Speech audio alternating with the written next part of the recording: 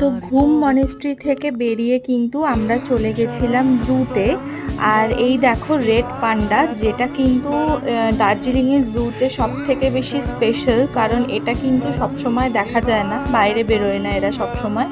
তো লাকিলি সেদিনকে এদেরকে আমরা দেখতে পেয়েছি বাইরে থেকে। আর তাছাড়াও আমরা দেখেছি হচ্ছে এই যে মাই, যেটাতে আমার ভীষণ ইন্টারেস্ট ছোটবেলা থেকে, পাহাড়ে ওঠার টেকনিক্স, আরও কি কি ওদের জিনিসপত্র লাগে সেগুলো সমস্ত কিন্তু এখানে ভিতরে ছিল। ইভেন এভারেস্টে কে কোন সালে উঠেছেন এবং তাদের যে ইউজ করা যে জিনিসগুলো সেগুলোও কিন্তু সাজানো ছিল। ওই জায়গাটায় ভিডিও করতে অ্যালাউ করেনি, তাই জন্য আমি ভিডিও করতে পারিনি। বাট এই দেখো এখানে বাঘটাকেও আমরা অনেক সামনে থেকে দেখতে পেরেছি, আরও অনেক অ্যানিমালস ছিল, সব তো ভিডিও করা পসিবল হয়নি। তো চলো তোমাদেরকে আবার নেক্সট ভিডিওতে তোমাদের সাথে আরো অনেক কিছু শেয়ার করার